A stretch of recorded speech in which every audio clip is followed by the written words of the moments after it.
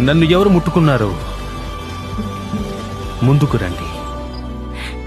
అది నేనే. నీ వస్త్రపు అంచు నిజంగా నీ అంచు మాత్రమే. నువ్వు అపవిత్రం కాలేదు. నా వస్త్రం ఎందుకు? నన్ను క్షమించండి. నేను అడిగి ఉండాల్సింది. కానీ మీరు నన్ను తాకితే అది ధర్మశాస్త్రం ప్రకారం మిమ్మల్ని అపవిత్రం చేస్తుంది. నేను రోగంతో నన్ను 12 ఏళ్లుగా నాకు రక్తస్రావం ఉంది. దాన్ని ఎవరు ఆపలేకపోయారు. కానీ నేను మీ వస్త్రపు చెంగు తాకగలిగితే చాలని నమ్మాను. నా కుమార్తె. నేను ఎవరి కూతుర్ని కాను. నా కుమార్తె చాలా కాలం నుంచి పోరాడుతుందని నాకు తెలుసు. నువ్వు అలసిపోయి ఉండాలి. అది నిజం.